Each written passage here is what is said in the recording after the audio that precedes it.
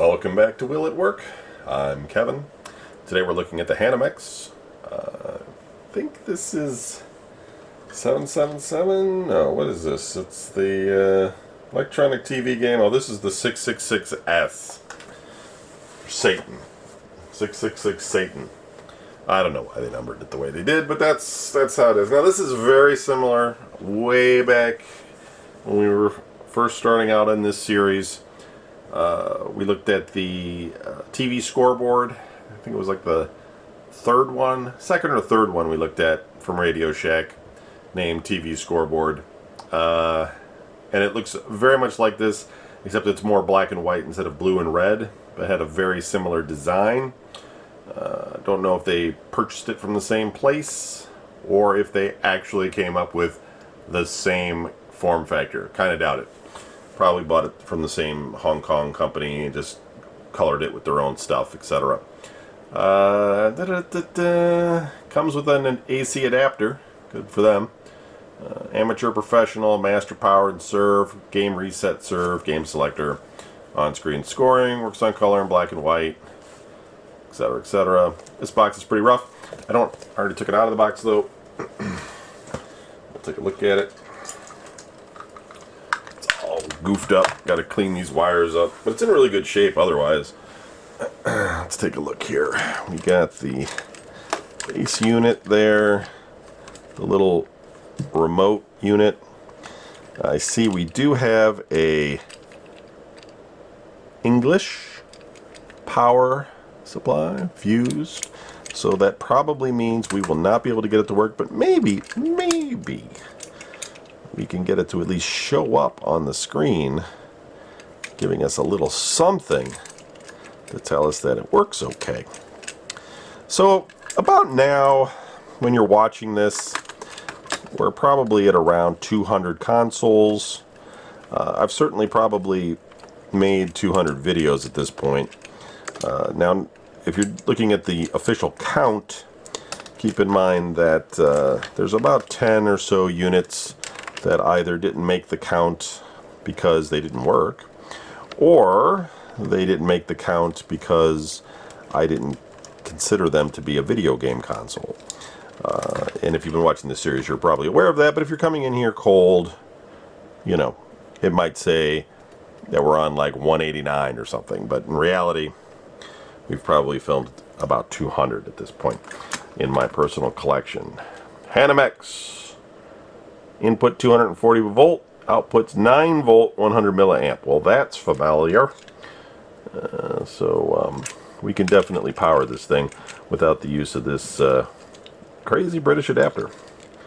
I'll have to put that back together cleanly, get it back in the box. So I'm thinking this was owned obviously by somebody in England.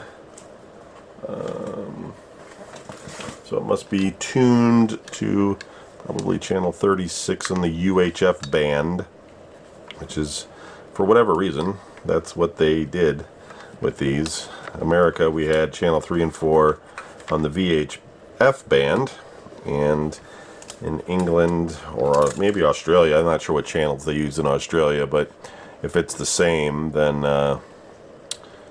channel 36-ish. So yeah, here we got channel 35. It's probably like 35, 36.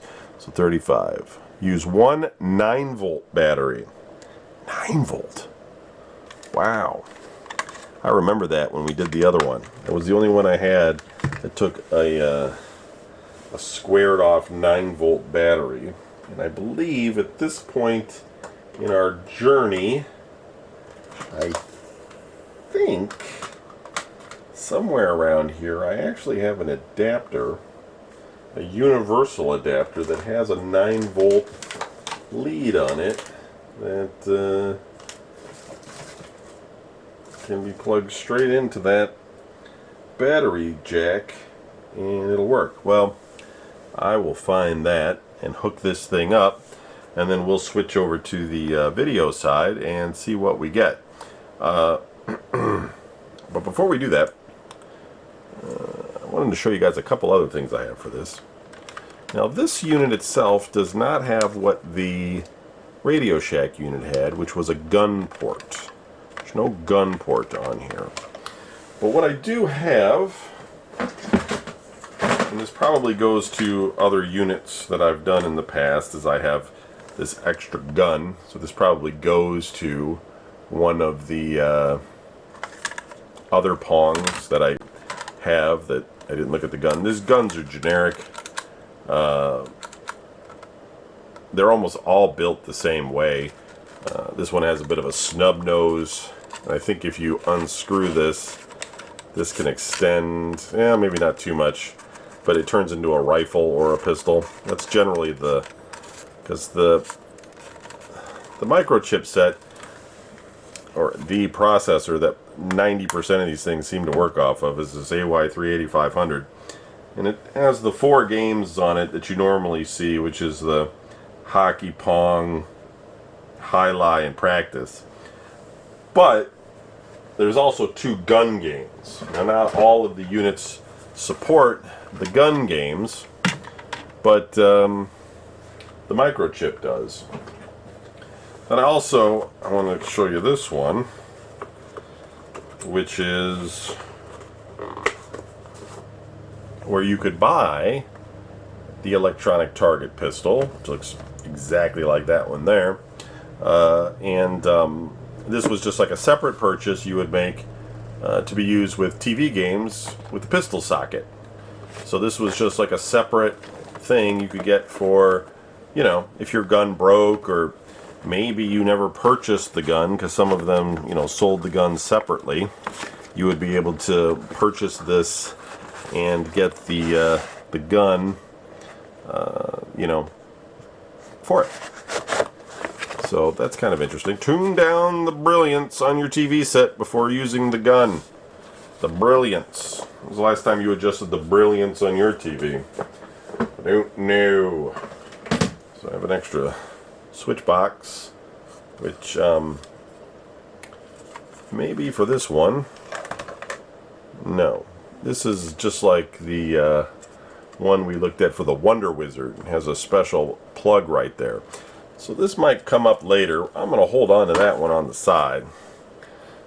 We got a AC adapter that outputs 7.5 volts at 2,100 milliamps, or basically 2.1 amps, right?